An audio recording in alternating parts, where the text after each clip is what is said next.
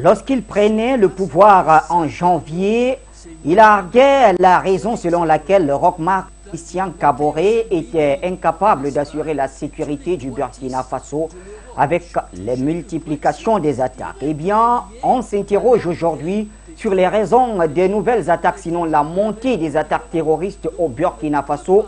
Comprenez que nous parlons du pays des hommes intègres. Au moins 50 civils ont été tués dans une attaque perpétrée sur la commune de Seitenga au nord-est du pays.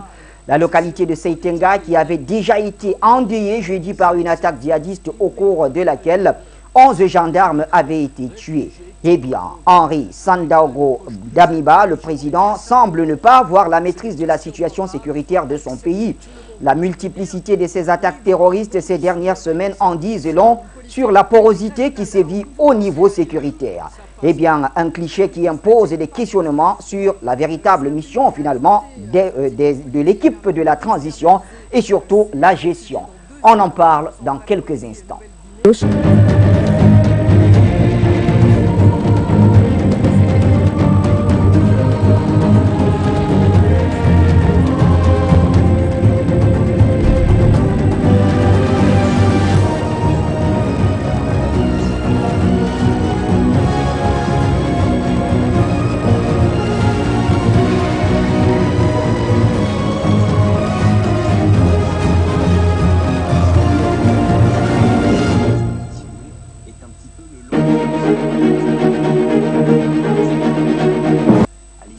Bonsoir l'Afrique et bonsoir le monde. Bienvenue mesdames et messieurs à cette autre édition du Point sur l'actualité.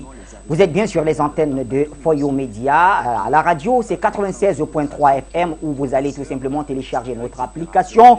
À la télévision, vous nous recevez sur satellite Eutelsat et Amos et bien sûr sur toutes les autres plateformes digitales. Allez en live streaming, vous nous verrez soit sur Facebook, soit sur YouTube. En tout cas, une multitude de choix qui nous oblige à vous parler et surtout à parler du pays des hommes intègres. Le Burkina Faso qui est meurtri par des attaques terroristes. 50 civils ont perdu la vie en représailles bien sûr à l'opération militaire menée de ce côté-là. C'était à Seitenga il y a de cela quelques jours. On en parle aujourd'hui avec beaucoup, mais alors beaucoup d'interrogations. Et pour en parler sur notre plateau, notre consultant permanent est avec nous, Jonathan Batenkeni. Bonsoir Dieu.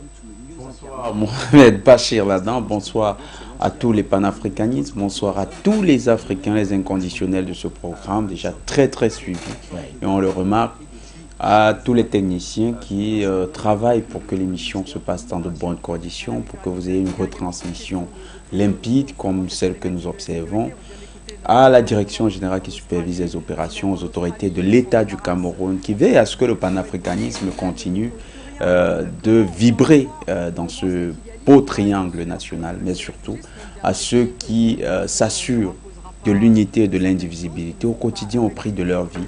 Et nous saluons tous ces combattants valeureux qui tombent, nous nous inclinons devant leur mémoire, c'est-à-dire les forces de défense et de sécurité de l'État du Cameroun.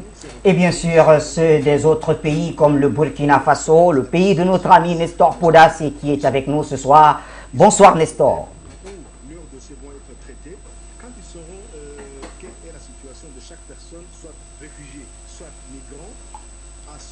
Nestor, bonsoir, vous me recevez? Bonsoir, je vous reçois 5 sur 5. Voilà, merci d'être avec nous, très cher ami. L'Afrique a besoin de vous puisque vous êtes le plus burkinabé de nous tous. Vous êtes engagé dans la lutte pour la libération totale de votre pays. C'est un honneur de vous avoir, Nestor. Et nous serons rejoints au cours de cette émission par Gamal Abina dans la mesure du possible. En attendant, là, je suis là. Ah, Gamal, il est là. Bonsoir, Gamal. Bonsoir, vous allez bien? Ça va très bien, merci de nous faire l'honneur. Les téléspectateurs de Foyo Média sont toujours heureux de vous accueillir sur cette plateforme. Merci. Voilà. Eh bien, messieurs, comme je le disais, on va planter le décor. On plante le décor avec une analyse que nous propose Emma Moto avec la complicité de Ndedi. Les attaques au Burkina Faso ont pignon sur rue depuis l'arrivée au pouvoir du lieutenant Henri Sandaogo Damiba. Un contrat qui contraste avec ce qu'il avait promis, c'est-à-dire faire de la sécurité sa priorité. Que nenni, car il ne se passe pas une longue période sans qu'il y ait des attaques. Les exemples s'engrainent tel un chapelet. L'on en souvenance de l'attaque de mars 2022 survenue dans la région de Dori. l'une des principales villes du nord-est du pays. Une attaque qui a été considérée comme l'une des plus meurtrières depuis sa prise de pouvoir le 24 janvier. S'en est suivi d'une série d'actes terroristes au mois de mai dans la ville de Madjouari, faisant une cinquantaine de victimes. Même son de cloche au mois de juin, plus précisément dans la nuit du 9 juin où les populations de Seitenga ont été martyrisées par des terroristes. Quelques jours après, c'est-à-dire dans la nuit du samedi 11 au dimanche 12 juin où les populations de Seitenga ont une fois de plus été victimes d'attaques des terroristes. Le bilan de cette attaque fait état de plus de 50 morts, obligeant le gouvernement à décréter 3 jours de deuil national. Un scénario déjà vécu avec l'ancien président Roch-Marc Christian Kaboré. Une situation qui ouvre le débat sur la gestion sécuritaire de Paul-Henri Damiba, qui pour l'heure est au cœur d'une polémique relative à la transition, au moment où le Sahel est en proie à des attaques de toutes sortes. Merci donc à Aïma Mouto pour tous ces questionnements. Eh bien, comment répondre à tout ceci? Je ne suis pas habilité à les faire, d'où la présence de Nestor Podassé. Nestor, déjà, nous adressons nos vives condoléances à vos compatriotes qui ont perdu des membres de leur famille du côté de Seitenga et même dans d'autres villes, et au nom de toute la grande équipe de Foyo Média. Eh bien, parlons de la réalité. Que se passe-t-il au Burkina Faso? Comment on explique cette montée en puissance des actes terroristes? Bonsoir d'abord. Mes condoléances aussi à toute la famille éplorée. Alors donc, qu'est-ce qui explique la montée en puissance des attaques terroristes? Comme je l'ai dit, leur parrain, qui est la France, avec leurs complices, l'OTAN et l'Amérique, les États-Unis d'Amérique, dans leur volonté manifeste d'avoir l'Afrique sans les Africains. C'est pour cela qu'ils ont sauté Kadhafi depuis 2011. Et c'est tous les trafics d'armes passent par la Libye pour ravitailler les terroristes au Sahel pour pouvoir déstabiliser les pays voisins. Puisque le Burkina Faso, de la région de Nouna, là où moi je suis à Bobo-Dioulasso, à quelques 130 km d'ici que Nouna, jusqu'au Sahel, tout est pétrole au Burkina Faso ici. Raison pour laquelle ces régions-là sont éprouvées par les attaques. Donc toute la région de l'Est du Burkina Faso, tout est uranium, d'où ces zones-là sont en proie des attaques terroristes. Donc, vous allez voir la plupart des lieux où il y a attaque. Et si vous regardez très bien, Seitenga fait partie des zones de l'Iptako-Gourma. Donc, ça va vers un peu dans la zone des 3 frontières. Donc, tout ça, c'est une grande richesse qui est là-bas. Et comme la France ne veut pas que quelqu'un d'autre exploite, déjà, il y a des sites miniers. Donc, ils profitent pour exploiter d'autres illégalement. On fait des trucs illégalement, on exploite. Donc, c'est le moment de chasser la population et puis récupérer nos terres pour pouvoir vivre de cela. Et puis en plus de ça, la France vend des armes. Donc les pays comme Qatar et Arabie Saoudite aussi sont les partenaires de la France et des États-Unis. Ils sont des grands acheteurs d'armes européens et qui donnent à ces terroristes-là de venir endeuiller la population à la base. Mais pour l'attaque de Seitenga, précisément, je reviens là-dessus, pour dire que ces attaques-là ont quitté au Niger. Ceux qui ont attaqué ont quitté le Niger. Et j'ai la vidéo de ceux qui ont attaqué, ils ont même filmé pour pouvoir faire la propagande. J'ai montré à beaucoup de peuples qui sont au Burkina ici de regarder, qui sont mes amis. Ils ont dit non, le dialecte que les peuples là ont utilisé, ce n'est pas le dialecte du Burkina, mais c'est pour la Côte d'Ivoire. Et c'est pour le Niger. Ils sont venus de l'est de Seitenga. Donc ça veut dire qu'ils sont quittés au Niger, rentrés parce qu'ils ne peuvent plus passer par le côté Mali, où là-bas, les Maliens ne les laissent pas, les Maliens les frappent toujours. Donc, il faut se replier sur le côté de Mohamed Bazoum, qui est leur base de repli, puisque toutes les forces étrangères sont basées au Niger. Donc, c'est là-bas on les forme maintenant pour venir nous attaquer. Donc, ça veut dire que tant que le Niger ne prend pas la bonne direction, comme le Mali, tant que le Burkina ne prend pas la bonne direction, comme le Mali, nous serons toujours endeuillés, ça c'est clair, parce que Paris est le parrain des terroristes, et que Damiba ainsi que Bazoum ont décidé de travailler avec France. Donc, voici d'où la montée en puissance de ces terroristes-là. Merci. Voilà donc le premier jet de notre ami Nestor Podassé. Gamal Abina, quelle est votre lecture de cette recrudescence des attaques au Burkina Faso? Alors, il faut rappeler quand même à nos téléspectateurs que l'une des raisons brandies par les militaires quand ils arrivent au pouvoir, au détriment de Roch-Marc Christian Kaboré, c'était justement le fait que Kaboré n'arrivait pas à sécuriser le pays. Eh bien, j'ai envie de dire que s'il y a une recrudescence des attaques, ça prouve qu'effectivement, le changement de politique radical qui a été opéré par le Burkinabé, avec cette prise de pouvoir plutôt militaire, eh bien, ce changement radical conduit à ce qu'en face, évidemment, il y ait une expression radicale à son tour.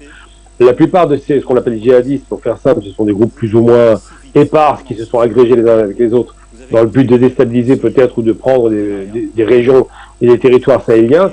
La plupart de ces groupes qui se sentent complètement enfermés entre les questions burkinabé d'un côté, malienne de l'autre, nigérienne, ça va pas tarder à arriver, le fait qu'il y ait une détermination soit des États à en finir avec ces groupes de terroristes et ces groupes armés, ou séparatistes, parce qu'il y en a aussi, faut pas l'oublier, eh bien tous ces éléments-là conduisent à penser qu'effectivement, avec l'accélération de l'histoire, sachant en plus l'histoire profonde et ancienne du Burkina Faso, ex-Haute-Volta, qui est devenu le pays des hommes intègres, eh bien ces hommes intègres vont sans doute mettre le paquet pour sécuriser la région, et donc par la conséquence directe, c'est qu'ils utilisent la force, et que face à la force, eh bien les gens qui sont pris en étau, qui se sentent en bout de course finalement, qui auront du mal à résister, finissent par opérer des actions violentes, des actions de désespoir qui devraient conduire in fine, comme on l'a vu en Irak aussi, à ce que ces groupes dits terroristes finissent par disparaître. Mais c'est vrai qu'il y aura malheureusement entre-temps des morts, des blessés, des massacres. Tout ça c'est attendu, mais c'est juste la réponse de la détermination d'un État face à des groupes qui, eux, n'ont pas le soutien des États. Alors, il y a une dernière chose à apporter importante aussi, c'est de se dire que, comme en Irak, quand il y a eu Daesh et avant encore qu'il y a eu ce qu'on appelait Al-Qaïda à l'époque, la base, eh bien en Irak c'est pareil, il y a eu une radicalisation des positions et lorsque l'armée est intervenue et a commencé à attaquer, eh bien la violence a été croissante, elle a augmenté parce que quand des groupes sont pris au piège, quand ils n'ont plus de solution, il y a deux possibilités, soit de se rendre, ce qui est compliqué à imaginer, ou soit simplement dans une démarche un peu limitée de se dire si on doit mourir, on mourra pour Dieu, on mourra pour notre cause, mais on mourra de toute façon. Donc quand vous avez des radicaux d'un côté et un État déterminé de l'autre, il y a forcément une accélération de la violence, forcément des exactions qui sont commises, et forcément l'ONU qui va nous expliquer que d'un côté il y a des violences, de l'autre côté c'est pas la bonne méthode. Mais quoi qu'il en soit, ça fait à peu près 8 ans que ça dure, 9 ans maintenant, 9 ans qu'on a dans le Sahel des groupes armés qui sont sans foi ni loi, qui tuent des civils, ce qui est très lâche d'ailleurs, et qui font que des familles sont endeuillées. Et d'ailleurs je tiens aujourd'hui à rendre hommage à ces familles qui malheureusement, une fois de trop, sont victimes d'une certaine forme de barbarie qui a été développée idéologiquement par l'Arabie. C'est bien l'Arabie qui est l'épicentre du mal, qui a porté une religion qui n'a rien à voir avec l'islam, et des gens qui se sont radicalisés, mais qui ne toucheront jamais évidemment aux dictatures arabes. Ils préfèrent s'en prendre des populations pauvres, avec des pays qui sont souvent fragiles et qui n'ont pas les capacités, qui n'avaient pas, puisque ça change aujourd'hui, les capacités de répondre. Donc pourquoi il y a des morts? Simplement parce que la radicalisation obtenue par l'État, qui est radical, qui a décidé d'en finir, va s'opposer à des radicaux qui se savent, eux, dans l'impossibilité de répondre et qui finiront par arriver à l'extrémité de la violence, comme on l'observe aujourd'hui. Que le point de vue de Gamal Abina, Jonathan Batengene, comment vous analysez cette situation finalement? Ça rejoint un peu les analyses précédentes que nous développions dans l'évolution de l'insécurité au Sahel.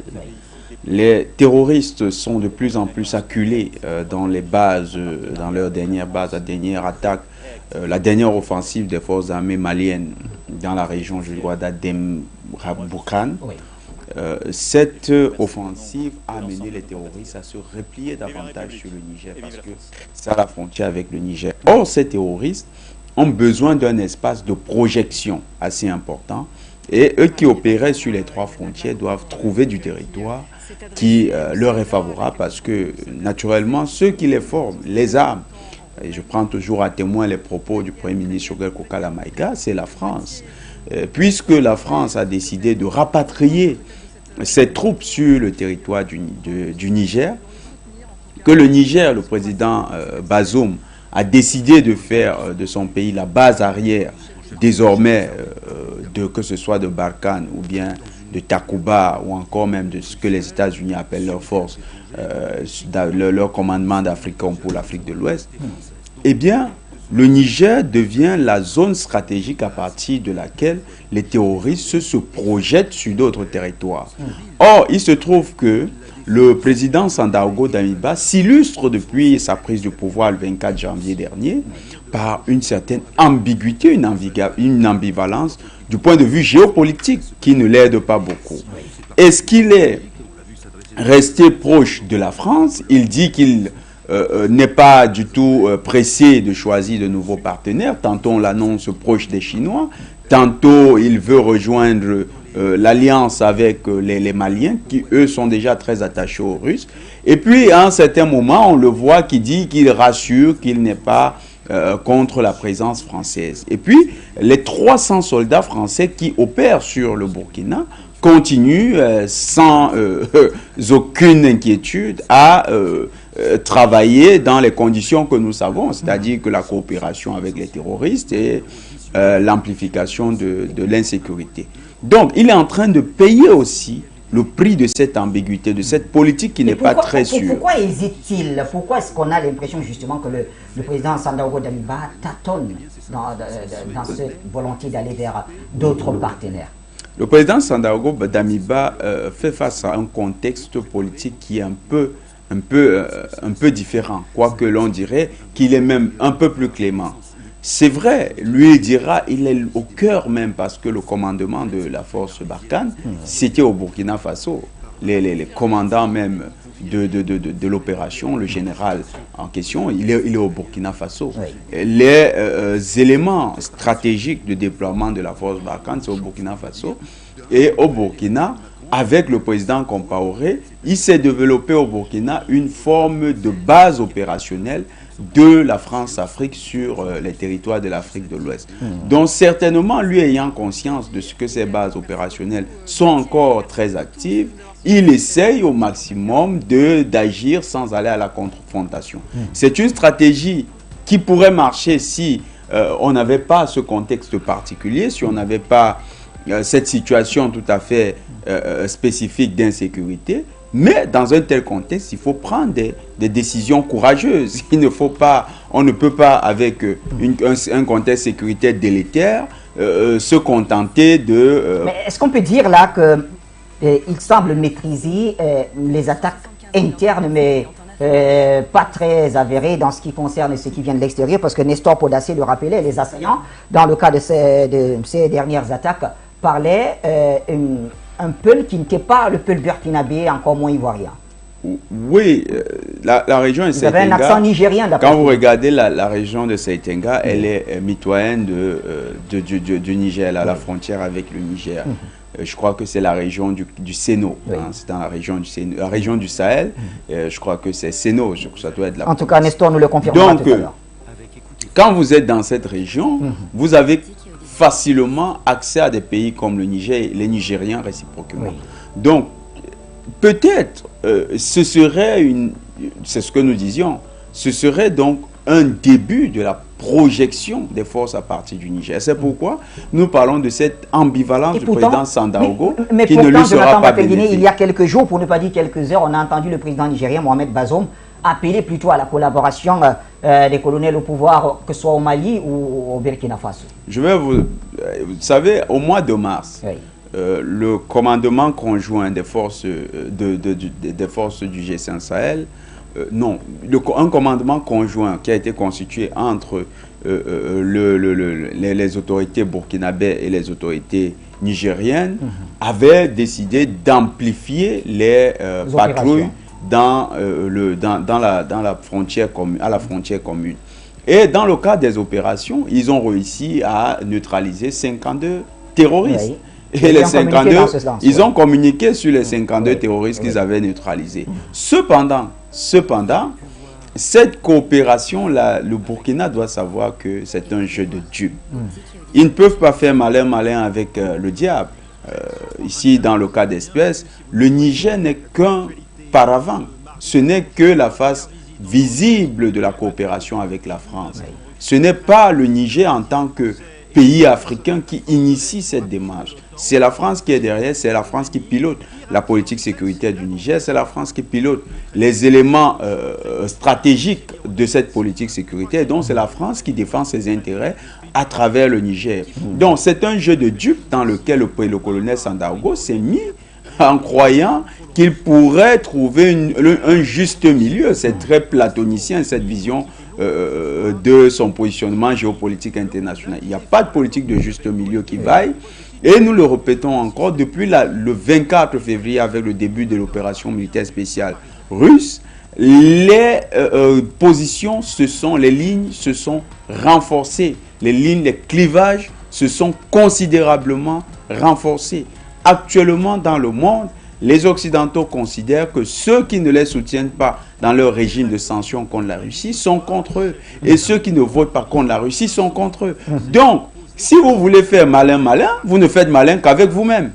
Eux, ils sont clairs. Si vous n'êtes pas dans leur posture, vous n'êtes pas avec eux. C'est pourquoi, au lieu de rester dans cette posture, le colonel Sandaogo et son équipe gagneraient à clairement prendre position et à s'afficher où ils sont avec les Maliens dans la lutte contre le terrorisme, où ils sont avec les Nigériens dans un semblant de lutte contre le terrorisme. Dans le deuxième cas, ils sont en train de payer le prix de cette ambivalence. Très bien. Merci à vous, Jonathan Batengene. Avant de retourner vers Nestor Podassé et Gamal Abina, on me fait savoir que Jean-Sac Pono aimerait dire un mot justement sur cette thématique. Jean, bonsoir. Depuis les États-Unis, vous nous appelez, vous avez la parole.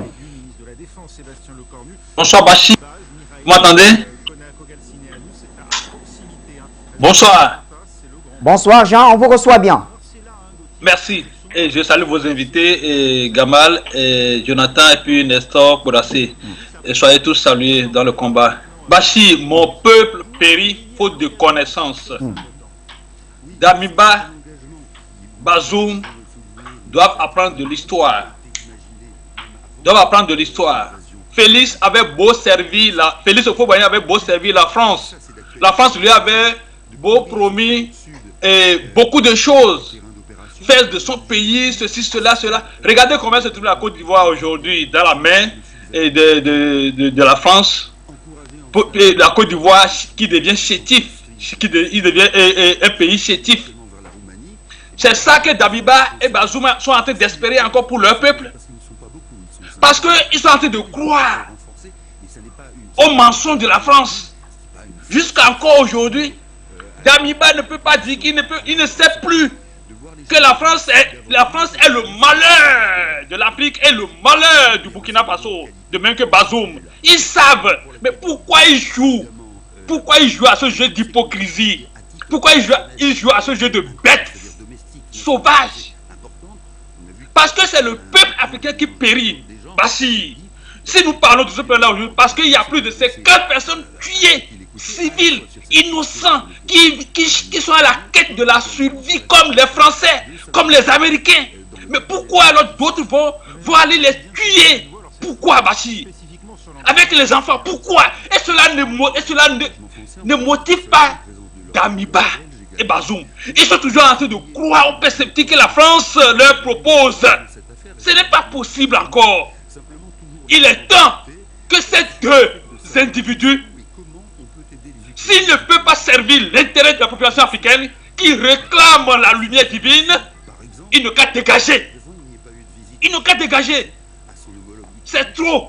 Ça suffit. Si c'est leur propre famille qui est ainsi tuée, Bazoum, si c'est ta femme et tes enfants qui sont ainsi tués, comment vas-tu te sentir? Vas-tu te sentir encore inviter les Américains et les Français chez toi? Ça suffit, Bachi. Ça énerve parce que c'est les vies humaines qui sont sacrifiées innocemment au profit de n'importe quoi qu'on appelle la France. La France doit quitter le Burkina. Nous sommes en guerre. N'ayez pas peur. La victoire est pour l'Afrique cette fois-ci. Ils vont payer ce qu'ils ont fait de mal, Bachi. Croyez en cela. Que Dieu bénisse.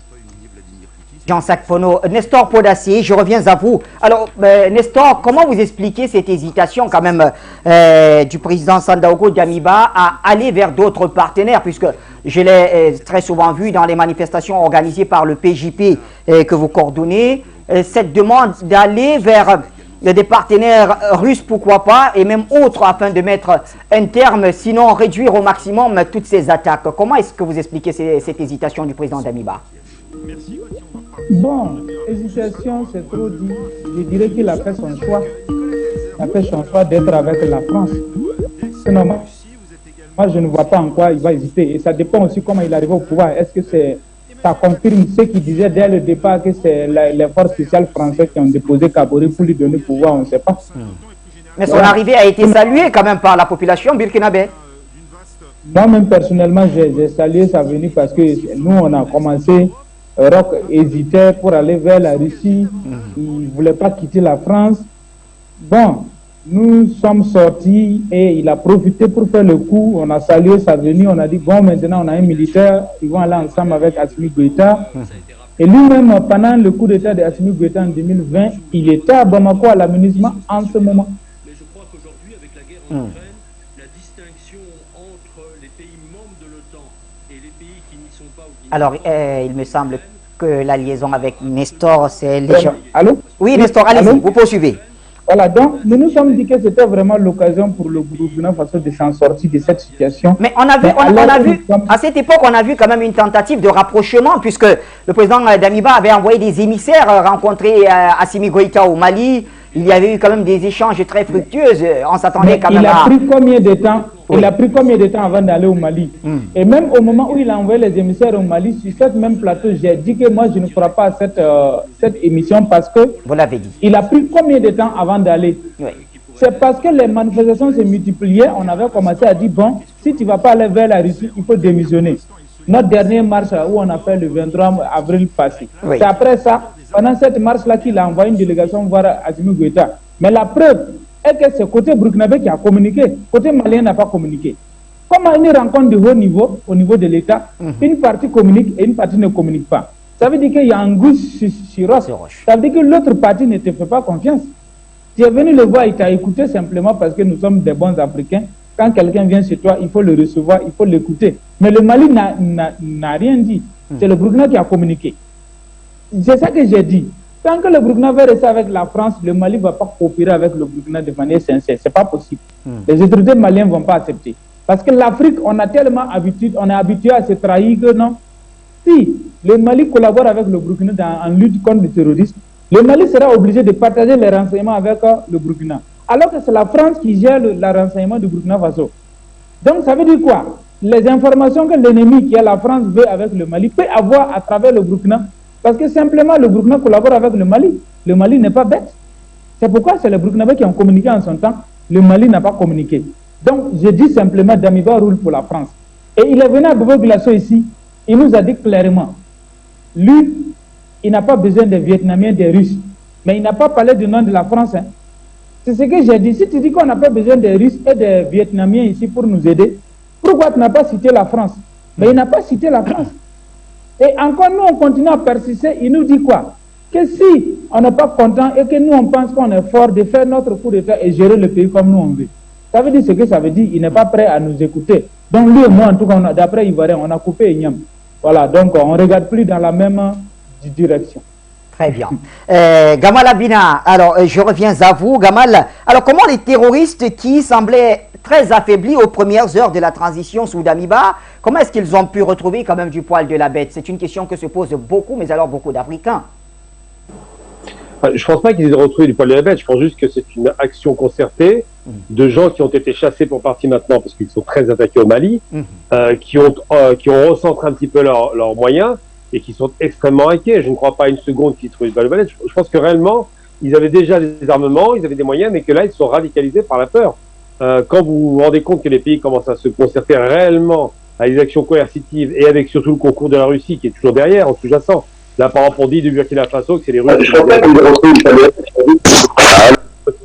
J'entends bien vous. Donc, que les Russes les aident, que ce serait Wagner, ce genre de choses-là, mais il y a une véritable concertation entre le Mali et le Burkina, de fait. Le Niger commence à avoir sa copie, d'autres pays africains rejoignent le nouvel axe de l'Est qui est en train de se mettre en place par rapport aux capacités offensives militaires. Il ne faut pas oublier que l'ex-empire colonial français n'a aucun intérêt à ce qu'il y ait des armées fortes en Afrique. Parce qu'une armée forte, c'est quoi? C'est la sécurité sur ses frontières, c'est donc la possibilité de pouvoir avoir la paix, et la paix, ça amène le développement économique. Là, en l'occurrence, vous avez une instabilité chronique depuis 8 ans, alors que Cuba et d'autres pays, il n'y avait pas que la France, d'ailleurs on parle beaucoup de la France, mais il y avait des coopérants allemands, hollandais, anglais, il y a eu du monde qui est passé là-bas. Et bizarrement, il n'y a pas de résultat. Et j'ai envie de comparer deux situations qui peuvent être comparables. Vous prenez par exemple la question de Idlib en Syrie, par exemple, la poche d'Idlib, qui reste des radicaux, qui est extrêmement violente, qui est difficile à prendre, qui est toujours soutenue plus ou moins par la Turquie, mais surtout par l'Arabie pour partie. Eh bien, cette poche d'Idlib, de gens très radicalisés, qui ont perdu les 90% des territoires syriens et irakiens, se sont tous regroupés dans une zone géographique qu'ils essaient de défendre au prix de leur vie. Je veux dire, aujourd'hui, ils sont plus en mesure de revendiquer, comme ils l'avaient fait à l'époque avec le fameux GSPC, ce qu'ils ont appelé Acme au Sahel, toutes ces imbécilités, c'est des noms de fabriques comme ça pour se rallier à une cause. Mais en réalité, c'est des groupes radicaux qui viennent souvent d'Algérie, de Libye et parfois de Tunisie, qui se sont retrouvés coincés en Algérie puisqu'il n'y avait plus de possibilité de s'exprimer, qui se sont retrouvés dans le Sahel comme des poissons dans l'eau, mais sauf que l'eau est en train de s'assécher, que les armées des pays souverains, puisque ce sont des pays souverains, qu'ils soient démocratiques ou pas, je rentre même pas là-dedans, ça ne m'intéresse pas. Le concept de la démocratie, c'est le concept de grand bourgeois occidental, qui s'est oublié d'ailleurs, parce que la démocratie en Occident, elle est née après les dictatures. Hein. Je veux dire, jusqu'à la Seconde Guerre mondiale, il n'y avait que des dictatures au pouvoir en Europe. Hein. C'est que les militaires qui dirigeaient. Du côté nazi, c'est un militaire, italien, c'est un militaire, anglais, c'est un militaire, français, c'est un militaire. Les Américains étaient dirigés quasiment par un militaire parce que le président, à l'époque, Roosevelt était mourant, donc il ne pouvait pas évidemment tenir le pouvoir, et c'est un militaire qui a pris le pouvoir après. Donc en général, je ne parle même pas des Russes qui étaient les militaires. Hein. Donc en règle générale, quand il y a des crises, ce sont des militaires qui prennent le relais, et c'est normal. Parce que l'armée est la seule organisation structurante qui d'abord garantit la sécurité, ensuite structure la société, et peut amener par la suite la démocratisation. Mais pour avoir une démocratisation, il faut un minimum de sérieux. Il faut d'abord un peu d'argent, évidemment une stabilité économique, il faut une stabilité sécuritaire, et il faut une souveraineté nationale, et la première souveraineté, c'est la monnaie. Or, ces pays ne maîtrisent pas leur monnaie. Il suffit de voir ce qui se passe actuellement avec la Guinée par rapport à la France. La Guinée a rejoint la zone, le CFA, c'est catastrophique, ça ne rapporte rien. Il faut repenser la politique internationale. La première des politiques à repenser, c'est les rapports géopolitiques, prendre des partenaires, je parle bien de partenaires, parce qu'il n'y a pas d'amitié d'État à État, ce sont des partenariats avec des pays un peu plus sérieux, dont les visées sont beaucoup moins néocolonialistes, et pour obtenir des résultats probants, et on voit bien que la France n'a pas obtenu des résultats probants, ni n'a donné les moyens pour les Burkinabés ou les Maliens d'en finir avec ces actions de violence et terrorisme, c'est quand même, depuis le début, 10 000 morts, c'est quand même monstrueux, cette région a subi 10 000 morts de groupes djihadistes, de groupes qui sont des radicaux. Pourquoi 10 000 morts? Parce que le courant qu'on appelle, moi j'appelle ça saoudiste, qui n'est pas l'islam, hein, je précise bien, c'est le courant de l'Arabie des Saouds. Oui. Et bien ce courant saoudiste a pourri le cerveau de nos enfants, de nos frères musulmans entre guillemets, et aujourd'hui ils sont arrivés à un bout de course. L'Arabie a tourné le dos à ce qu'ils appellent le salafisme. Il reste quoi aujourd'hui? Il reste des désespérés qui iront jusqu'au bout de leur violence. Et toutes ces relations géopolitiques, géo-internationales, aujourd'hui, elles pèsent lourd dans cette région. Mais ce qui est rassurant, et j'ai envie de rassurer quand même les Burkinabés, qui restent un peuple noble et qui ont un des meilleurs dirigeants africains, rappelons-le quand même, un ami de Kadhafi personnel, ça aussi j'ai pas oublié, qui a été assassiné dans des conditions atroces. Cet homme avait à cœur que son pays soit indépendant économiquement, et c'est pour ça qu'il faisait de la fabrication burkinabé, qu'il s'habillait en burkinabé et qu'il a changé le nom de l'ancienne puissance coloniale. Et cet homme, Sankara, assassiné de façon atroce par l'autre cinglé qui vient d'être condamné, je donne même pas son nom tellement il me dégoûte, hein. Vous savez de qui je vous parle, Blaise, on va l'appeler comme ça. Eh bien, cet homme avait la qualité d'être un homme digne, indépendant, qui aimait son pays, qui aimait son peuple. Oui. Il faut des dirigeants africains qui aiment leur peuple et qui veulent leur sécurité.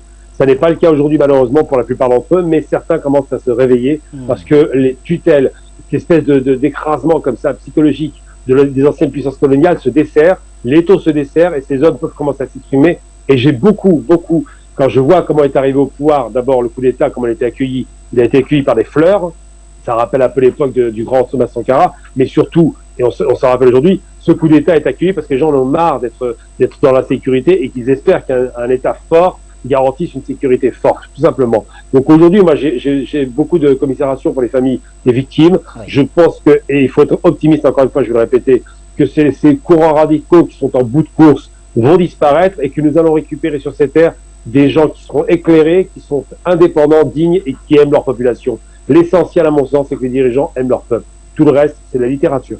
Très bien.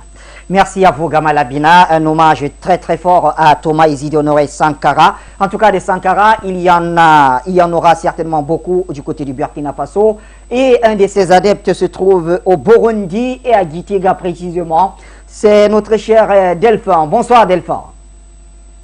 Bonsoir mon cher frère Bachir, je te remercie une fois de plus, je vous remercie les équipes de For You Media et toi-même de m'accueillir à la maison.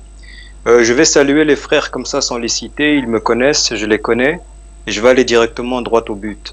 Je rebondis tout de suite sur les propos de mon frère Gamal, il a raison, tous les États qui se sont parfaitement structurés ont été dirigés de façon durable par des militaires. Churchill, c'est un ancien militaire.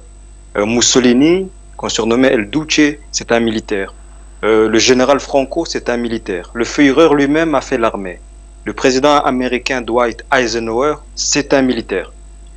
Sankara, dont vient de parler notre frère Gamal, est un militaire. L'ancien président Nkurunziza et son successeur sont aussi des militaires. Même notre papa Obiangema, c'est un militaire. Donc il faut arrêter de se bercer d'illusions. Nous devons confier nos États à des hommes qui savent organiser les États. D'ailleurs, si on utilise des mots simples, le terme politique veut dire organiser. Et il y a très peu de gens dans les sociétés qui savent aussi bien organiser que les militaires. Une fois que les militaires auront structuré les États, là nous pourrons confier, j'allais dire, le système mis en place à des civils qui auront eu, pendant ce temps-là, eux aussi, le temps de se former à tout ce qui est géostratégique, géopolitique, géoéconomie, voire géospiritualité, parce que, une fois de plus, mon frère Gamal a raison, cette dynastie qui gouverne l'ancien territoire qu'on appelait Al-Hijaz, qu'on appelle aujourd'hui l'Arabie Saoudite, a vraiment pourri la compréhension de l'islam, de la religion, de beaucoup de nos frères et sœurs, de beaucoup de nos enfants, et il va effectivement arriver à un moment, et on y est déjà, où certains, désespérés, abandonnés par leurs parrains soi-disant démocrates, n'auront plus d'autre choix que de devenir ce que j'appellerais des jusqu'au-boutistes. Ils vont chercher soi-disant le martyr, mais en fait ils vont chercher uniquement à périr parce qu'ils n'auront plus d'autre choix. Récemment en Syrie, lorsque Monsieur Vladimir Poutine est arrivé et qu'il subissait une pluie d'une centaine de missiles par jour et qu'ils appelaient au secours l'Allemagne sans que celle-ci ne réponde, eh bien, ceux qui n'ont pas pu être extirpés pour venir dans la région du Sahel ont été liquidés. Ils ont été liquidés. Donc, là aussi, j'aimerais aussi dire à notre frère Podacé, tout en lui présentant mes condoléances, vraiment, je suis extrêmement meurtri par ce qui est arrivé une fois de plus à nos frères et sœurs du côté de Ouagadougou. Mais je le disais sur une chaîne consoeur, si le Burundi est arrivé là où il est aujourd'hui, je vous garantis que pendant 20 ans, et notre frère Gamal peut témoigner parce que l'Algérie a aussi subi de tels affres, on nous a imposé une guerre de 20 ans. Moi, pour me prendre en exemple, j'ai commencé à jouer comme un gamin de 10 ans, entre guillemets, digne de ce nom, à l'âge de 10 ans. C'est-à-dire que les 10 premières années de ma vie, j'étais tellement entouré de meurtres, de guerres, que je voyais des gens littéralement se découper à la machette. Donc malheureusement, c'est un quotidien que les gens soi-disant démocrates nous imposent, mais si nous voulons nous en sortir, nous devons nous battre et ne pas nous faire d'illusions. Il y aura des morts parmi nous, mais on aura un meilleur futur. Je sortirai en insistant sur le propos de notre frère, j'espère qu'il excusera cette familiarité, l'excellentissime ministre des Affaires étrangères malien, monsieur Abdoulaye Diop. Je salue son discours naguère au Conseil de sécurité des Nations Unies. Il a raison, nous devons nous battre et nous ne devons plus permettre à ces bavards soi-disant démocratiques, surtout ce nain géopolitique qu'est l'Élysée, de nous dire avec qui, oui ou non, on peut collaborer. Ça, c'est exclu. C'est exclu. C'est déjà le cas en dehors de la zone CFA et au-delà du Mali, de la Centrafrique, voire de la Guinée équatoriale et du Cameroun, bien sûr, mon cher Bachir. J'aimerais voir plus de pays, donc de l'ancienne sphère d'influence de l'Élysée, s'émanciper, changer de disque dur. Donc je m'arrête ici et pour laisser la parole à d'autres, Forum Media, allons de l'avant. Allons de l'avant avec le message de Neyou Karabou qui nous suit sur YouTube. Il nous dit, comprenez que c'est la France qui a anticipé la révolution burkinabé en instaurant cette junte militaire française au Burkina et c'est le pourquoi on retombe dans des scènes de deuil. Eh bien, c'est ce que nous dit Neyou Karabou qui est en plein débat aussi avec les autres. Jonathan Matengene, je me retourne vers vous. On a écouté vos co-panélistes, on a même écouté quelques-uns de nos appelants. Finalement, est-ce qu'il se fait tard pour le pouvoir de transition au Burkina de se ressaisir? Tard, peut-être il ne se fait jamais tard. Il faut s'en tenir à la sagesse populaire, il ne se fait jamais tard. Mais pour l'instant, ils ont pris le problème par le mauvais côté. Déjà que ça amène encore à re-questionner les mécanismes par lesquels ils accèdent. Est-ce qu'il s'agissait d'anticiper sur la révolution du peuple burkinabé qui était en cours, parce que le peuple burkinabé s'était déjà levé massivement pour contester le pouvoir de l'ancien président, M. Roch-Marc Christian Kaboré. Et certainement, les Français ont anticipé, ont placé ce pouvoir. Est-ce qu'il se fait tard? La méthode qu'ils utilisent ne marchera pas. Elle ne marche pas. Les conséquences sont visibles. Le Burkina a connu une recrudescence à partir de... Ils ont d'abord connu une montée de la violence entre 2016 et 2018. Ils ont connu une recrudescence entre 2020 et 2021. Il est clair que la résurgence de l'insécurité et la montée de cette insécurité au Burkina va remettre au goût du jour l'idée révolutionnaire. Est-ce qu'il se fait tard du point de vue sécuritaire? Est-ce qu'il se fait tard du point de vue de l'agenda de transition, bien de l'agenda révolutionnaire au Burkina? L'interrogation est encore au peuple burkinabé. Et nous avons un éminent représentant de la société civile burkinabé, il est très actif, Hector Podassier, qui pourra nous dire si il se fait de ce point de vue-là tard. Parce que la société civile qui avait réussi à mettre le pouvoir de Christian Marc Kaboré en difficulté peut encore lancer une nouvelle offensive pour mettre en difficulté cette équipe qui semble ne pas répondre aux attentes de la population. Mais surtout, nous nous dirons d'un point de vue qu'il y a une déception africaine, parce qu'on avait senti avec une certaine posture que le président Damiba voulait s'émanciper à un moment de ses mentors français. Il avait cette ambition certainement, mais qui a été tuée dans l'œuf, parce que nous avons expliqué un peu le contexte. C'est la base opérationnelle de la France-Afrique en matière de renseignements sur les opérations au Mali, au fait, dans le Sahel. Et même si la grosse base logistique est en train d'être déportée du côté du Niger, il y a encore un important dispositif qui travaille à Ouagadougou. Mais le président Damiba, dans cette logique d'émancipation, quand il a pris contact avec les colonels de Bamako, il aurait dû foncer dans la brèche et se faire sa voix. Il a peut-être loupé le train à cette époque-là. Et aujourd'hui, de notre point de vue, humblement, il n'est plus possible pour lui de rattraper ce train. Parce que côté burkinabé, côté malien, il y a une grosse longueur d'avance qui a été prise. Il y a un dispositif qui a été mis sur pied. Il y a désormais des mécanismes, que ce soit au niveau interne ou bien à l'international, qui sont huilés et qui répondent très facilement à toute menace. Au niveau du Burkina Faso, ces mécanismes n'existent malheureusement pas.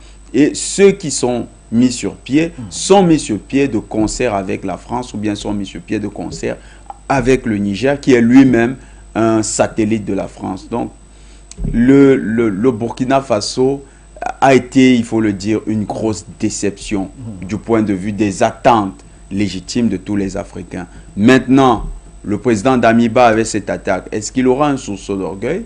Est-ce qu'il fera volte-face? Est-ce qu'il proposera un autre schéma? C'est aussi une interrogation qui est légitime du point de vue de tous ceux qui observent la scène politique burkinabé. Très bien. On laisse le standard ouvert. Pendant ce temps, allons vers Nestor Podassé. Nestor, justement, notre cher Jonathan Matengene évoque ici la déception, une déception finalement africaine vis-à-vis des autorités de la transition chez vous. Et nous ramenons la question, est-ce qu'il se fait tard? Il ne se fait pas tard, mais je peux dire que c'est 1%. Sinon, en tout cas, le premier qui a été déçu, c'est moi-même personnellement. Oui, je suis déçu de mon président Damiba. Parce qu'au premier jour, ils nous ont reçus, on a échangé, nous les avons dit, même si les Français vont marcher sur nos corps, nous sommes prêts à te défendre et à défendre le pays là. Et les Russes ont dit, viens, nous avons des armements, on va te donner ça. Au premier jour du coup d'État, les Russes sont sortis, disent, venez, on va vous donner les armes. Nous nous sommes dit, en son temps, beaucoup de nos confrères, il y avait une confusion entre nous. Parce qu'ils ont dit, non, la France est derrière le coup d'État. J'ai dit, non, calmez-vous, c'est un début. Il vient d'arriver. Janvier, là, c'est trop tôt, laissez. Février va passer. Et mars, avril, nous sommes en juin, ça fait combien? Bientôt 5 mois. Quand même si on sait que, quand même si les matériels militaires devaient venir par bateau, mais maximum c'est 3 mois quand même. Mais il y a certains matériels qu'on peut transporter par avion, par des cargos militaires. Et ça, en 24 heures de la Russie au Burkina, c'est arrivé. Même si les autres pays vont refuser, ça peut passer par l'Algérie, Mali, pour rentrer au Burkina. C'est possible. Mais non, ce n'est pas le cas. Et ce qui m'a encore fait que je n'ai plus confiance à Damiba, c'est quand il est venu à Bobo-Dioulasso. Il part au camp militaire, il dit nous n'avons pas besoin des Vietnamiens, des Russes. Et il fait cette déclaration au camp Wenzen Koulibaly, qui a été un camp de résistance, un camp où l'armée française a été chassée en 1960 par Maurice Yamégo, le premier président du Burkina Faso. Il vient, il fait déclaration d'abord pour dire on n'a pas besoin des Russes, des Vietnamiens, il faut qu'on compte sur nous-mêmes. Et il ne parle pas de la France. Pourquoi il ne dit pas qu'on n'a pas besoin de la France? Mieux, il dit encore dans le même camp militaire, il déclare, il dit avant qu'on achète des hélicoptères, des matériels, des blindés, il faut avoir l'engagement des hommes. Tous les jours, on enterre nos frères militaires, on enterre des civils. Toi, tu dis qu'on n'est toujours pas engagé. Tu attends quel engagement pour les équiper? Le mieux, le lendemain, la rencontre avec la société civile au niveau de Bobo-Dioulasso, là où moi je suis, il dit, nous l'avons posé la question, quelle est votre position vis-à-vis avec la France? Puisque nous, on ne veut plus voir l'armée française ici. Raison pour laquelle nous avons pris le risque d'aller bloquer le convoi de l'armée française ici. Et nous avons eu 5 de nos camarades qui sont blessés. Et jusqu'à présent, il y a un qui est impotent, il ne peut plus travailler. Au Niger, 5 de nos camarades sont restés au carreau, morts. Et plus de 20 blessés. Le même convoi. Qu'est-ce que tu en dis? Là, il s'est énervé. Il nous a mal répondu. Il dit, si nous, on pense qu'on est fort, on n'a qu'à aller faire notre coup d'État, gérer le pays là comme on veut. À partir de là, Ivoirien dit, on a coupé Ignam. Lui et puis nous, le courant ne passe plus. On ne regarde plus dans la même direction. Voilà, en tout cas, s'il change aujourd'hui d'aller vers la Russie, il aura notre soutien. Mais pour le moment, il est de côté de la France. Donc nous, on le qualifie comme un petit sous-préfet de la France. Voilà, voici comment nous, on le traite, nous, on le voit aujourd'hui. Il n'y a aucun mouvement panafricain sincère, sérieux au Burkina aujourd'hui qui va dire qu'il soutient Damiba. Il n'y en a pas. Sauf si la personne n'est pas sérieuse. Sinon, si tu es sérieux et sincère comme nous autres, tu ne peux pas le soutenir, tu ne peux pas le faire confiance à l'air. Ce n'est pas possible. Parce qu'ici, à Bobo-Dioulasso, il nous a montré clairement que si on est fort d'aller faire notre coup d'État, gérer le pays comme nous on veut. Comme lui, il est fort, il a fait, donc il gère le pays comme il veut. Pour moi, il a encore 1% pour se racheter. Voilà, il a encore 1% de chance pour se racheter. Mais 99%, moi, en tout cas, personnellement, je n'ai plus confiance. Voilà, voici un peu ce que moi, je peux résumer par rapport à cela. Parce que Niger, où toutes les forces Barkhane sont, toutes les forces sont présentes au Niger. Mais au Niger vient d'enterrer 8 gendarmes aujourd'hui. Il y a certaines choses, c'est pour exposer nos hommes sur le terrain. Sinon, si je vais dire ça ici, là, vous allez pleurer. Vous allez pleurer. Nos hommes n'ont pas de matériel sur le terrain. Mais pour des raisons de sécurité et même leur vie, je ne vais pas parler de ça ici dans les antennes. C'est pas bon. Quand tu causes avec les hommes sur le terrain qui sont sur le terrain, ils vont pleurer. C'est pas jusqu'à le chef d'état-major de la gendarmerie. Allô? Non, vous poursuivez. Voilà. Le chef d'état-major de la gendarmerie du Burkina hier était obligé de dire au porte-parole du gouvernement, d'aller dire au premier ministre et au président de la République, lui, il a des hommes d'honneur, des hommes déterminés, mais ils ont juste besoin de matériel. Ça veut dire que si au plus haut sommet, le gros commandement de la gendarmerie même, parce que là-bas, quand même, la gendarmerie, tu sais, eux, on dit c'est la grande muette, l'armée, c'est la grande muette. Ils ne peuvent pas parler. Mais quand même, les chefs il était obligé de parler comme ça pour dire à Damiba, vraiment, il a besoin de matériel. Parce que lui, il a des hommes prêts. Il a des hommes prêts, capables. L'unité spéciale de la gendarmerie, là, c'est ça, il a commandé avant d'être chef d'état-major de la gendarmerie. Donc, il a des hommes vraiment qualifiés, l'unité d'élite. Mais non, le matériel, ça manque quelque part. Je reviens sur l'attaque de Sitenga qui a coûté la vie à 11 gendarmes et plus de 100 civils. Alors, ce jour-là, il y a eu attaque. La gendarmerie a demandé appui aérien, zéro.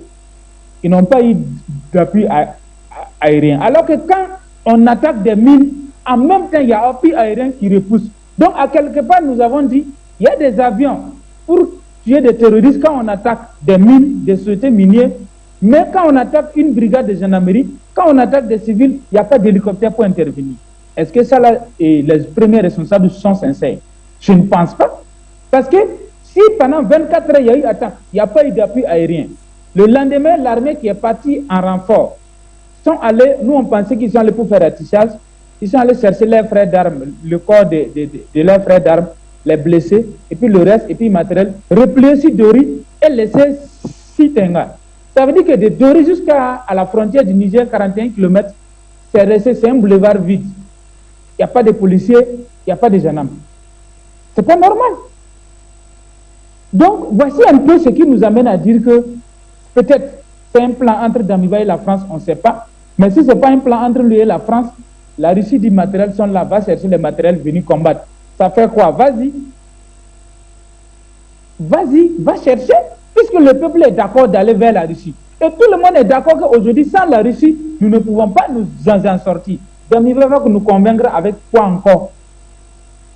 Au temps du président Roch Kaboré, on pouvait dénombrer au moins 11 morts par jour. Aujourd'hui, on a fait le bilan des 3 mois de gestion de Damiba. Ça fait 37 morts par jour. On va continuer dans ça. Dans un an, on ne va pas finir. On a fait le bilan. Au temps de Roch, c'est 11 morts par jour. Au temps de Damiba, c'est 37 morts par jour. On peut continuer dans ça? Non, ce n'est pas possible. Raison pour laquelle le 21 et le 25 juin, nous serons devant l'ambassade de la France à Ouagadougou là-bas pour dire à la France et ses valets le plier bagage. Maintenant, on ne va plus marcher à la place de la Révolution, c'est devant l'ambassade de la France. Nous avons changé de tactique. Merci beaucoup. Merci à vous, très cher Nestor Podacé. Et Estelle Bi nous écrit, en tout cas elle écrit, et nous on lit. Elle dit c'est l'absence de matériel militaire qui a coûté sa place à Kaboré. Et finalement, cette même absence revient dans le cas du président Damiba. Gamal Abina, alors tout à l'heure, quand on écoutait Jonathan Batenguine, il a dit que les autorités de la transition ont pris le problème par le mauvais côté. Finalement, quel serait donc le bon côté? Le bon côté, ce serait d'abord qu'ils aient un peu plus confiance dans leurs forces militaires, un peu plus confiance au transfert de compétences et de matériel militaire qui vient de Russie. Et surtout, ce qu'il faudrait, c'est qu'ils se concertent entre États. Parce qu'il y avait la tentative G5 Sahel à l'époque qui a avorté dès le démarrage d'ailleurs. La seule possibilité d'en finir avec ces organisations dites terroristes, djihadistes ou simplement, c'est juste des voyous, hein, simplement des criminels, d'en finir, c'est effectivement qu'il n'y ait pas la possibilité qu'il y ait un vaste communicant. Je m'explique. Si vous partez du Mali pour aller vers Burkina, du Burkina pour aller au Niger, vous réfugiez, vous reprendre des forces et revenir vers le Mali, à chaque fois, ou le Burkina, ou le centre, enfin bref, à chaque fois, il y aura la possibilité de se reconstituer, de reconstituer les forces, de garantir la logistique, parce qu'il faut quand même les nourrir, ces hommes, qui sont très mobiles, et on n'arrivera pas à en finir. Il y a aussi un autre aspect qu'il faut mettre en avant, et ça, je reviens vers la base de toute cette problématique, qui est l'Algérie, des années 90, avec la montée en puissance du FIS et des GIA. Lorsque le mouvement politique a été acculé à devenir un mouvement militaire, puis ensuite criminel pour certains d'entre eux, eh bien, ça a donné des émanations, comme le GSPC, le groupe salafiste pour la prédication de combat, qui vient d'Algérie. Et ce sont ces organisations qui se réclament aujourd'hui de Daesh, ou du ISIS, comme on dit en anglais, qui sont à l'origine de la stabilité. Donc je pense que l'Algérie a utilisé une méthode très violente pour en finir avec cette organisation, mais le seul moyen pour y arriver, c'est deux choses. Soit en finir militairement, c'est une option, ou soit plus simplement proposer à la fois la fin de ces combats militaires et une négociation pour les groupes séparatistes ou pour les groupes qui veulent revenir dans la vie normale, comme les Algériens ont su le faire avec la concorde civile, où ils ont dit à ceux qui n'ont pas voulu être des criminels, nous vous proposons de revenir dans une vie civile normale. Il faut être capable de dépasser ces tensions et faire en sorte qu'effectivement, ça reste malgré tout, ou des Maghrébins, ou des Subsahariens, des Sahéliens, simplement, pour faire très simple, parce que c'est lié. Ça reste des êtres humains malgré tout, même s'ils ont commis des actes qui sont plus qu'irrépréhensibles, mais le seul moyen, c'est d'arriver à être soit bâton et carotte. Mais si on n'obtient pas ce genre de résultat-là par la négociation ou par la force, eh bien, ça continuera à perdurer. Ça fait quand même 8 ans que ces organisations se battent. Ça fait 8 ans qu'il y a des groupuscules qui sont mis en place, qui sont soutenus parfois par les populations civiles, avec les Azawad, par exemple, pour ce qui concerne le Mali. Il y a toujours des raisons pour lesquelles, surtout en Afrique, avec différentes ethnies, différentes régions, différentes langues, on est capable de se réfugier dans un endroit ou dans un autre. Donc, pour que les gouvernements, les États centraux, ils réussissent à se mettre d'accord, il faut d'abord qu'ils soient d'accord entre eux, qu'il y ait cette coopération interétatique, un peu comme en Europe, ils font ça avec Interpol, par exemple, la coopération policière, ou même tout simplement l'OTAN. C'est une sorte d'OTAN africain qui permettrait d'en finir avec ces groupes qui se nourrissent les uns les autres et surtout qui sont capables de voyager d'un pays à l'autre, puisqu'évidemment les frontières là-bas ne veulent rien dire. Donc comment y parvenir? Eh bien, c'est que les présidents soient déterminés. Là, en l'occurrence, je ne sais pas ce qu'il y a dans la tête du président burkinabé. Il a peut-être peur, il a peut-être des pressions, il y a 50 000 raisons qui conduisent à ça. Mais s'il est capable de se mettre d'accord avec ses frères maliens, s'il peut se mettre d'accord même avec Bazoum, qui n'est pas forcément en dans cette région-là, mais tout de même, s'ils peuvent se mettre d'accord pour en finir avec ces organisations terroristes qui déstabilisent la région, il y aura des résultats. Mais pour y parvenir, il faut être un petit peu pragmatique. Toute éradication ne marche pas, ça n'a pas marché en Algérie. Pourtant, il y a eu des groupes violents qui voulaient totalement tuer les islamistes, ça a été une erreur. Et le tout militaire ne marche pas, mais le tout punitif non plus. Il faut être capable de proposer des solutions de sortie de crise. Vous ne pouvez pas faire la paix avec on fait pas la paix avec un ami, on fait la paix avec un ennemi. On ramène la paix en négociant, en discutant, en ayant un rapport de force favorable. Il faut être fort, il faut être organisé. Et puis une chose importante, c'est que il faut que les Africains, au sens large du terme, du nord au sud, d'est en ouest, sortent de cette logique de se dire la France, machin, ça n'a pas d'importance, la France. Ce qui a l'importance, c'est l'expertise à développer, et tout le monde peut développer une expertise, c'est pas extraordinaire. Être capable de maîtriser d'abord des stratégies de guerre, des armements, et une sorte de coordination interarmée. Tout ça, c'est de l'organisation, de la réflexion, c'est de la pensée, et je pense que les dirigeants de nos pays, malheureusement, ont un défaut. Ils ne sont pas conseillés par des gens experts. L'expertise a fui la direction politique. Il faut que les différents chefs d'État acceptent d'être conseillés par des experts, que ce soit en économie, militaire ou autre, stratèges, pour faire en sorte de régler les problèmes. Parce qu'on ne peut pas régler un problème à soi tout seul, ça n'est pas possible. Et effectivement, là, le défaut qu'il y aurait peut-être sans doute au Burkina, alors qu'ils ont quand même été reçus avec les lauriers au départ, les militaires, et l'arrivée d'un chef civil, c'est que peut-être c'est pas suffisant ce qu'il fait. Il y a eu, je crois, 8 ou 10 attaques depuis le mois dernier, c'est quand même assez conséquent. Je comprends d'ailleurs l'inquiétude de notre ami, parce qu'effectivement, il faut bien le rappeler, qu'il y a des morts tout le temps, il a parlé d'un chiffre de 37 morts en moyenne, c'est monumental, donc il faut en finir avec ça, mais pour en finir avec ça, il faut que les chefs d'État se mettent d'accord entre eux, et que leurs armées travaillent entre elles. Aujourd'hui, ça n'est pas le cas, ils ne communiquent pas, les services de renseignement ne travaillent pas entre eux, et la détermination n'est pas totale. Tant qu'on ira donner des leçons au Mali pour une question de démocratie ridicule, alors que la question est sécuritaire, on ne s'en sortira pas, et tous les pays de la région doivent penser la même chose. L'objectif, c'est la sécurité. Après, on discute du reste, de la démocratie et de tout le baratin qui est autour de ces faux concepts, mais la sécurité avant toute chose.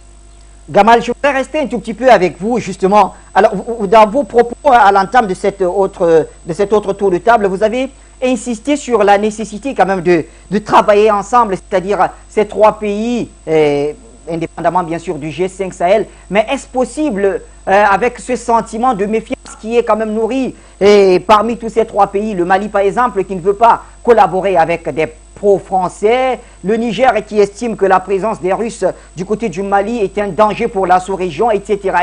Est-ce que vous pensez qu'une collaboration est possible entre ces trois pays victimes du terrorisme dans le Sahel? Alors d'abord, ils ont un point commun, vous venez de souligner à l'instant, c'est qu'ils sont tous les trois victimes du terrorisme. Donc ça, c'est un point commun très fort. Ensuite, oui, il faut qu'ils dépassent ce genre de clivage ridicule, parce que si leur indicateur, si leur maître à penser, si ce qui les motive, c'est de dire je suis pour ou contre la France, et c'est ce qui va déterminer la politique, si c'est ça leur logique, ils n'ont rien compris. La compréhension des choses, c'est de se dire quel est mon intérêt et quel est l'intérêt global de nos populations respectives, sachant que ces pays ont vocation à se développer. Et bien pour y parvenir, la France, qui n'est pas le maître du monde, ça reste quand même un pays déclinant, n'a pas sa parole à donner, même si elle donne des leçons très souvent, malheureusement, c'est pas la France qui doit être un terroriste, c'est les chefs d'État africains. Ils sont souverains, ils sont intelligents, ils ont tous été à l'école, c'est pas des bergers. Et donc, il faut qu'ils pensent en termes d'objectifs communs. Une fois, pour vous donner un exemple très concret, moi, je suis maghrébin, algérien, arabo-musulman, et on avait organisé à Paris une manifestation contre l'islamophobie. Donc, c'est un concept qui cache la réalité de la racisme structurel qui existe.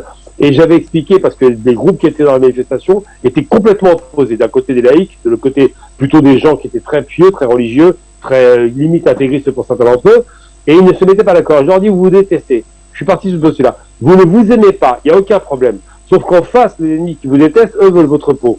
Donc soit vous vous mettez d'accord sur ce 5% de minimum commun, en l'occurrence le terrorisme, il faut l'éradiquer, il faut en finir, il faut ramener la paix civile, soit vous ne vous mettez pas d'accord sur les 95% et tout le monde n'est pas d'accord sur 95%.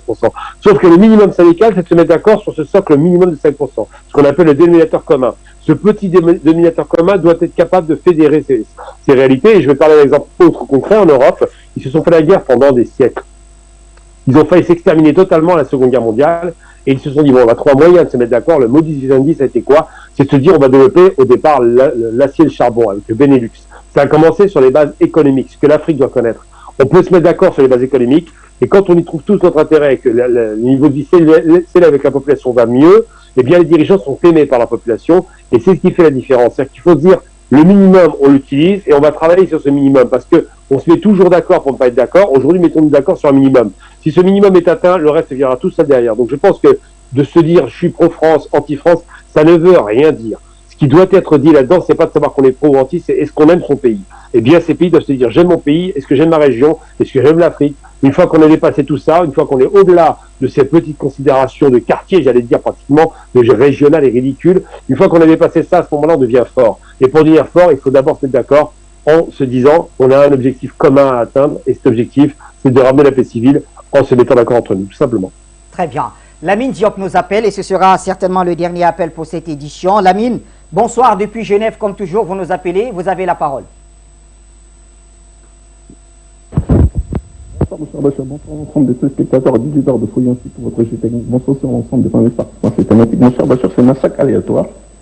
Signifie quelque chose qui se passe au-dessus, bien entendu. Et les forces que nous ne voyons pas au premier abord sont de plus en plus en action. Et je ne parle pas seulement des autorités du Quai d'Orsay et de l'Élysée, mais aussi celles des autorités de l'Afrique occidentale et compagnie. Le terrorisme aujourd'hui a eu lieu seulement et de manière systémique en Afrique subsaharienne et il est financé et soutenu idéologiquement par les puissances occidentales en place, infiltrés par des religieux saoudiens, wahhabites et salafistes. Et ces groupes ont désormais accueilli de nombreux mercenaires wahhabites internationaux comme continentaux afin de dresser les peuples du Sahel contre leur état respectif. Dès lors, et face au constat de la faiblesse militaire et économique du Burkina Faso et de la sous-région, il va de soi de comprendre la nécessité d'œuvrer en bonne harmonie avec les autorités russes expertes en la matière si l'état-major burkinabé souhaite arrêter ces massacres aléatoires et terribles. D'ailleurs, ces constats vous poussent à m'interroger ainsi, qu'est-ce qu'ils veulent ces terroristes? Quelle est la réelle conviction de leur combat? Pourquoi définissent-ils des zones de prédilection, particulièrement, par exemple, dans certains pays du Sahel?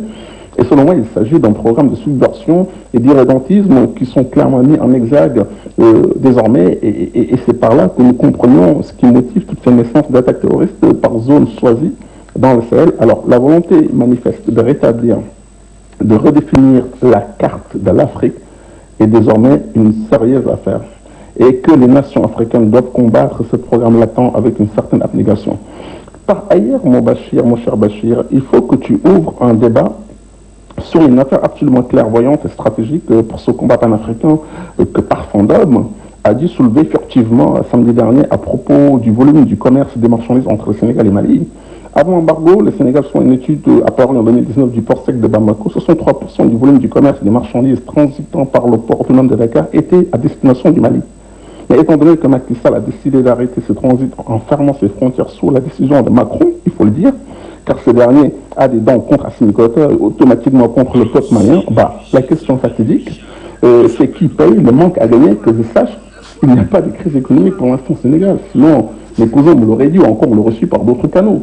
Alors, M. Bachir, qui paye le manque à gagner de 63% qui est foncièrement gigantesque dans le pays du Sénégal? Et voilà la question qui mérite une réponse claire et technique à travers un débat. C'est crucial, cela nous permettrait de voir clair dans le jeu de panafricanisme de Macky Sall Et je pense que c'est la France qui paye le manque à gagner pourvu que le Sénégal tient bon et que le Mali se flétrisse encore une autre arme de guerre qui est les comptes d'opération du CEPA pour les besoins de la France en cas de nécessité. Voilà la vérité. Merci de fin de l'émission. Bientôt. Ciao. Merci très cher Lamine Diop. Et cela nous ramène vers notre consultant permanent avec qui nous refermons cette édition. En définitive, qu'est-ce qu'on retient finalement? Le Mali, le Burkina. Le Mali, le Burkina, le Niger font face à une même menace. Il faut noter qu'ici, on a affaire beaucoup plus au groupe de soutien à l'islam et aux musulmans. Oui. Mais il ne faut pas entendre par là que c'est un groupe qui défend la religion. C'est du terrorisme. C'est du terrorisme tout court. Donc, ces groupes terroristes, il y a deux grandes associations, il y a le GSIM, il y a le IGS, l'État islamique au Grand Sahara. Les deux sont des groupes qui se sont internationalisés. Ils ont fait allégeance, ils ont réussi à avoir l'allégeance de plusieurs petits groupes, par exemple Ansarul Islam, qui s'est rallié à l'EIGS, et vous avez Ansardine qui lui-même avait fait allégeance à Ansarul al-Islam. Donc, ces groupes-là forment désormais une mosaïque. Mais il faut noter une chose, le centre du terrorisme est en train de se déporter vers le Niger. Oui. Et le Niger va devenir un nid très dangereux. Tout pays qui va engager une coopération avec l'armée nigérienne, en se disant qu'il est véritablement engagé dans la lutte contre le terrorisme, va subir les conséquences comme celles que nous percevons actuellement au Burkina Faso. Parce que le Niger est entré dans le cercle très fermé, mais tout à fait redoutable, des pays qui collaborent avec ce qu'on pourrait définir comme étant l'axe du mal en Afrique. Il faut que les Burkinabés, que les autorités burkinabées revoient leur position. La lutte contre le terrorisme, puisque ces groupes se sont internationalisés, demande une réponse mutualisée. Comme le disait Gamal tout à l'heure, effectivement, il faut une force mutualisée. Et la meilleure mutualisation qui soit proposée au Burkinabé, c'est avec le Mali. Pourquoi? Parce que le Mali a un axe fort, un axe concurrent, mais un axe qui a fait ses preuves dans la lutte contre l'insécurité en Afrique et dans le monde. Quand vous prenez les alliés du Mali, qui ont réussi à vaincre le terrorisme sur des territoires, prenez la Russie ces derniers temps, 2013, la révolution syrienne, qui aujourd'hui est tout à fait en lambeau, parce que les groupes terroristes qui avaient été mis en contribution, la Russie a réussi carrément à leur couper la tête. Vous avez l'insécurité en Centrafrique, qui avait été alimentée par les forces françaises, qui a été neutralisée par les Russes. Vous avez l'insécurité dans le nord Mali, qui est en train d'être jugulée avec la présence des Russes. Tout ça, c'est des exemples motivants, c'est des exemples modèles, qui sont à copier pour les Burkinabés. Au lieu de continuer sur le modèle de la lutte sans fin, parce que ça, c'est plutôt une théorie, la guerre sans fin, qui est menée par les généraux américains sur les États-Unis, sur les territoires de certains pays, au lieu que de s'allier avec ceux qui pratiquent la guerre sans fin comme la France, il faut chercher des partenaires qui vont nous aider à résorber le problème. Les Burkinabés, pour l'instant, ne sont pas sur le bon chemin. Il faut mutualiser avec les Maliens qui ont déjà l'expérience et qui ont les alliés pour véritablement lutter contre le terrorisme. Merci infiniment à vous, très cher Jonathan Batengini. Un grand merci à nos invités sur Zoom, Nestor Podassé et Gamal Abina. Mesdames et messieurs, c'était donc les derniers mots qui refermaient cette édition du Point sur l'actualité. Vous retrouverez dans quelques instants Linda Foutededi dans le grand journal de Foyou. Et quant à moi, je vous retrouve demain à la même heure pour le même programme, Inch'Allah.